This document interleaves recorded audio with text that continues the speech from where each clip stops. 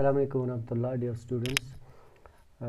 ये हमारा 8th class का सब्जेक्ट साइंस है और इसमें chapter number 11 materials, metals and non metals, इसका लास्ट टॉपिक है हमारा आज लेक्चर नंबर 11 इस चैप्टर का।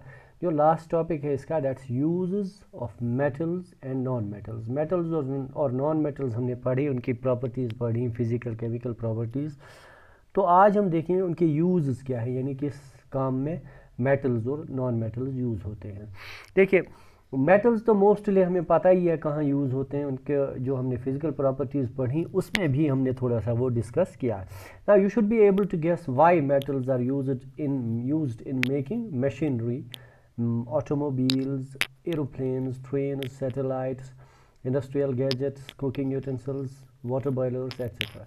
देखिए यूजुअली हम क्या देखते हैं, मेटल्स को हम देखते हैं अक्सर कहाँ इस्तेमाल होता है, मशीनरी में, गाड़ियों में, एरोप्लेन्स में, ट्रेनों में, सैटेलाइट्स में, या इंडस्ट्रियल गैजेट्स जो होते हैं, लेटेस्ट मॉडर्न टेक्नोलॉजी गैजेट्स जो होते हैं जैसे मोबाइल फ़ोन है या बाकी चीज़ें हैं, या कुकिंग के ये खाना पकाने के बर्तन वगैरह, या वाटर बॉयलर वगैरह जो हैं। क्यों इन्हीं चीज़ों में ये यूज़ होते हैं? क्योंकि मेटल्स की एक ख़ासियत ये है कि सबसे पहले they are strong, they are hard, ठीक है। दूसरा दे आर लस्टरस, यानी वो शाइनी होते हैं। तीसरा ये जो है जो गुड कंडक्टर्स ऑफ हीट हैं, गुड कंडक्टर्स ऑफ इलेक्ट्रिसिटी हैं। ये सब चीज़ें जो हैं कुछ इनके बेसिक फीचर्स हैं जिनकी वजह से इनका इस्तेमाल इन चीज़ों में होता है। Now you are also familiar with the use of some non metals. कुछ नॉन मेटल्स की भी हमको पता है, जैसे हम कुछ एग्जांपल्स देखते हैं। यहाँ पे कुछ एग्जांपल्स दी हुई है, हमको गेस करना है कि यहाँ कौन सा इस्तेमाल। फॉर एग्जांपल एक नॉन मेटल है जो हमारे लिए बहुत एसेंशियल है, ये हमारे लिए बहुत ज़रूरी है, हमारी लाइफ में के लिए ज़रूरी है। तमाम लिविंग बींग्स जो हैं वो इसको इनहेल करते हैं ड्यूरिंग ब्रीदिंग, यानी सांस लेते वक्त इस नॉन मेटल को सभी लिविंग थिंग्स इनहेल करते हैं, सांस लेते हैं। तो वो ऑक्सीजन है, ये कॉमन सेंस है, इजी सब क्वेश्चन है। एक और नॉन मेटल है that's used to make fertilisers, fertiliser बनाने के लिए, to enhance growth of plants. Plant का जो ग्रोथ है उनको उसको बढ़ाने के लिए, प्लांट ग्रोथ प्रमोटर जो है, ग्रोथ इनहेंसर जो है, उसके लिए ये यूज़ होता है। यानी फर्टिलाइज़र्स, मैन्योर, खाद वगैरह जो है उसमें यूज़ होता है। वो नाइट्रोजन है, बहुत इंपॉर्टेंट है ये भी, ठीक है। इसी तरह एक और है non metal used in water purification process, यानी वाटर प्योरिफिकेशन। कहीं पे अगर वाटर टैंक है या कोई वाटर प्योरिफिकेशन प्लांट है जो पीने का पानी है उसको साफ़ करने के लिए क्लोरीन ऐड किया जाता है, तो फिर ये जो क्लोरीनेटेड वाटर होता है वो प्योरीफाइड होता है, वो साफ़ होता है, उसमें जो बैक्टीरिया वगैरह होते हैं वो मर जाते हैं। इसी तरह non metals are used, a non metal used वो पर्पल कलर का हो जाता है सॉल्यूशन उसकी। एक नॉन मेटल है उसको सॉल्यूशन बनाई जाती है, वो सॉल्यूशन पर्पल कलर की होती है, which is applied on wounds as an antiseptic.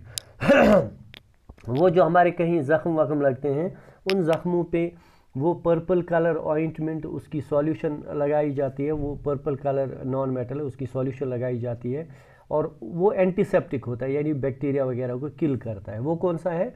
वो आयोडीन है। आयोडीन जब हमें कहीं घाव लगता है, ज़ख्म लगता है, इंजरी लगती है तो उस पर हम आयोडीन लगाते हैं। इसी तरह non metal used in fire crackers, जो पटाखे होते हैं, पटाखे जो फोड़ते हैं दिवाली पे या बाकी फेस्टिवल्स पे, ईद वीद पे वगैरह, उसमें जो नॉन मेटल यूज़ होता है वो होता है फॉस्फोरस, ठीक है। अच्छा, you may add some more uses of metals and non metal. अब अपनी एक्सपीरियंस के हिसाब से हम कुछ और मेटल्स, नॉन मेटल्स भी यूज़ कर सकते हैं। एक और पॉइंट है, I have heard that magnesium is found in the plants. तो बुक में लिखा है कि मैग्नीशियम कहाँ पे प्लांट्स पे होता है। प्लांट्स में एक्चुअली तमाम प्लांट्स का जो भी ग्रीन पार्ट है, ख़ास तौर से लीव्स, उनमें एक पिगमेंट होता है, green pigment, that's called as chlorophyll. उस क्लोरोफिल में ये मैग्नीशियम जो है पिगमेंट होता है। So magnesium pigment is found in all parts of the plant which are green in green coloured pigment, that's called as chlorophyll. Chlorophyll green colour pigment है, वो ज़्यादातर लीव्स में होता है, बाकी सभी पार्ट्स में भी होता है लेकिन लीव्स में ज़्यादातर होता है। उसी क्लोरोफिल में मैग्नीशियम होता है। इसी तरह ह्यूमन बॉडी में भी जैसे कभी डॉक्टर के पास जाएं तो वो कहता है आपकी बॉडी में आयरन की कमी है। तो आयरन कहाँ पे होता है हमारी बॉडी में? हमारे ब्लड में जो है एक कंपोनेंट होता है हीमोग्लोबिन, यानी ब्लड में जो रेड पिगमेंट होता है उसको हीमोग्लोबिन कहते हैं। उसी हीमोग्लोबिन में आयरन होता है, यानी haemoglobin is made from iron, यानी आयरन उसके साथ ज़रूरी होता है। ठीक है, अब देखिए ये पहले भी मैंने आपको पढ़ाया है, sodium metal is very reactive. Sodium metal जो है ये बहुत ज़्यादा रिएक्टिव होता है, ये जल्दी रिएक्शन करता है। It reacts vigorously with oxygen and water, ये बहुत जल्दी मतलब काफ़ी फोर्स के साथ, काफ़ी एनर्जी के साथ रिएक्शन करता है। किसके साथ? ऑक्सीजन के साथ और वाटर के साथ। A lot of heat is generated in this reaction, इस रिएक्शन में काफ़ी सारी हीट जनरेट होती है। तो इससे बचने के लिए कि ये रिएक्शन ना हो जाए, इस सोडियम को जो है कहाँ स्टोर किया जाता है? केरोसिन में। So sodium is stored in kerosene to avoid its reaction with oxygen and water which produces a lot of heat. ठीक है, now we know that in chemical reactions we new substances are formed.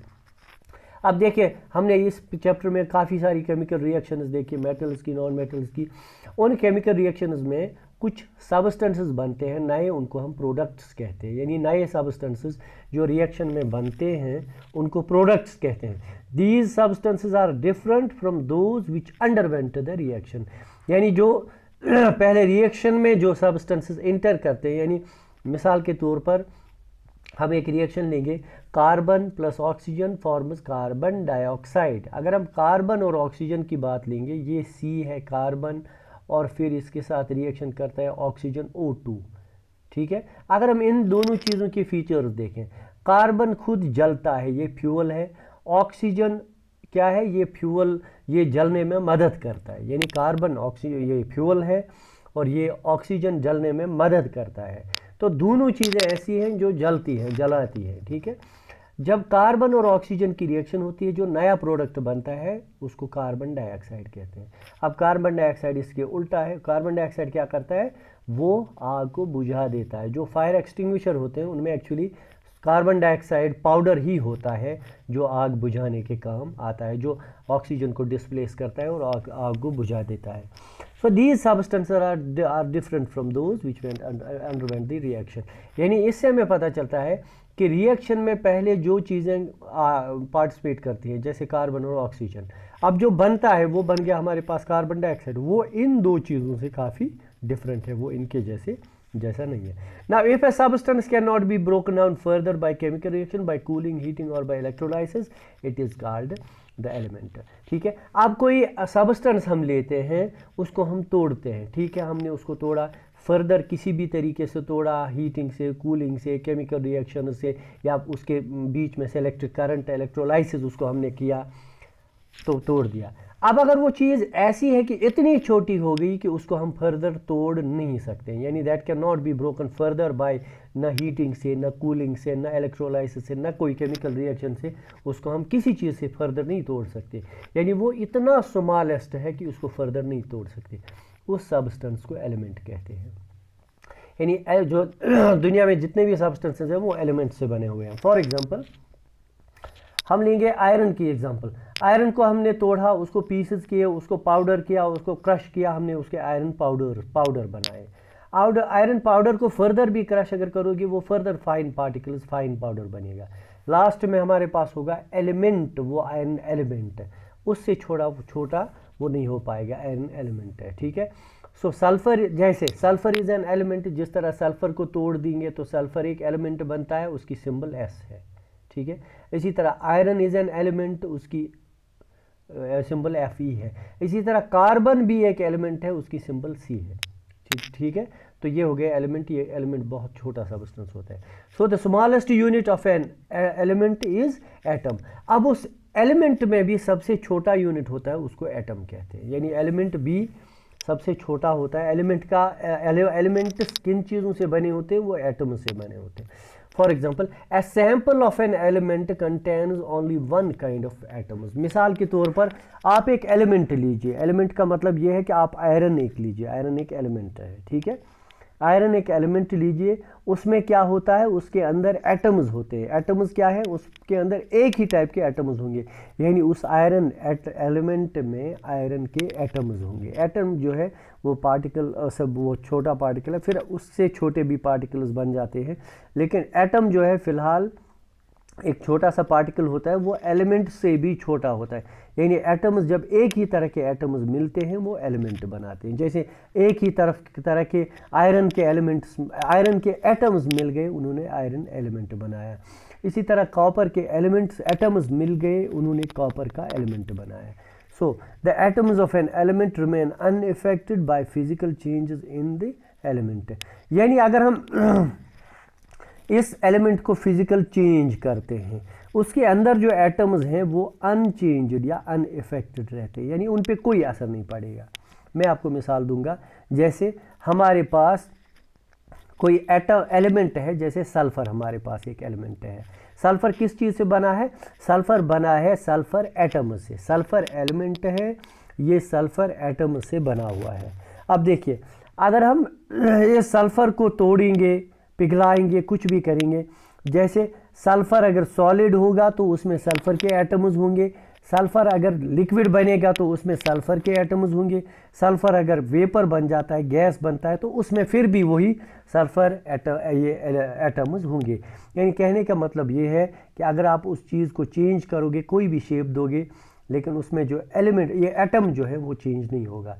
So the variety of substance in these number of elements forming this are limited. देखिए, there are more than 94 naturally occurring elements. दुनिया में total अगर हम elements देखें वो about 118 है at present, 118 elements total हैं। उन 118 में से 94 ऐसे हैं जो नेचुरली ऑकरिंग है, जो दुनिया में कुदरती तौर से मौजूद हैं, उनको खाली डिस्कवर करना पड़ा। जैसे आयरन पहले से था, गोल्ड है, सिल्वर, ये नाम क्या नाम इसका, एल्यूमिनियम है, कॉपर है, जो मैग्नीशियम है, सोडियम है, कार्बन है, ये बहुत सारे ऐसे हैं, आर्गॉन है, रेडॉन है, जेनॉन है, ये सभी चीज़ें जो है ये दुनिया में ऑलरेडी मौजूद है, इनको हम एलिमेंट्स कहते हैं। तो इन एलिमेंट्स में से 94 ऐसे हैं जो नेचुरली ऑकरिंग है, जो कुदरती तौर पे मौजूद है दुनिया में। These have been classified. अब उनको मुख्तलिफ तरीक़ों से क्लासीफाई किया गया। अब 94 एलिमेंट्स या 18 एलिमेंट्स को क्लासीफाई करना, उनको ग्रुप्स बनाना, मुख्तलिफ साइंटिस्ट्स ने मुख्तलिफ तरीक़ों से उनको ग्रुप्स में डिवाइड किया, यानी on the basis of their physical properties and chemical properties. अब देखिए, एक ये भी है कि जैसे फिजिकल और केमिकल प्रॉपर्टीज़ को देख के एक ग्रुपिंग ये भी है, मेटल्स एंड नॉन मेटल्स, यानी सभी एलिमेंट्स जो हैं उनको हम दो हिस्से कर सकते हैं, एक तरफ मेटल्स हैं, दूसरी तरफ नॉन मेटल्स हैं। जैसे हमारे पास आयरन है वो मेटल है, जैसे हमारे पास सोडियम है वो नॉन मेटल है, ठीक है, या आयोडीन है वो नॉन मेटल है, या मैग्नीशियम है वो नॉन मेटल है। तो मेटल्स और नॉन मेटल्स को अलग अलग कर सकते हैं। So most of the elements are metals. अगर हम दुनिया में देखें, अक्सर एलिमेंट्स जो हैं वो मेटल्स हैं, ज़्यादातर एलिमेंट्स दुनिया में जो हैं वो मेटल्स ही हैं। बाकी जो रह जाते हैं या तो वो नॉन मेटल्स हैं या मेटलॉइड्स हैं। मेटलॉइड क्या गो, मेटलॉइड कहते हैं हम उस सब्सटेंस को जिसकी प्रॉपर्टीज़ मेटल से भी मिलती हैं और नॉन मेटल से भी मिलती हैं। जैसे मेटल्स हार्ड होते हैं, नॉन मेटल्स सॉफ्ट होते हैं। मेटल्स लस्टरस होते हैं, नॉन मेटल्स लस्टरस नहीं होते हैं। Metals good conductors of electricity and heat होते हैं, नॉन मेटल्स गुड कंडक्टर्स नहीं होते हैं। तो मेटलॉइड्स जो हैं उनकी प्रॉपर्टीज़ थोड़ी मेटल से थोड़ी नॉन मेटल से मिलती हैं। तो नॉन मेटल वो इनके कैरेक्टर्स जो हैं उन they possess the characters of both metals and non metal. तो ये था आज का हमारा topic. Thanks for watching, that was all for today.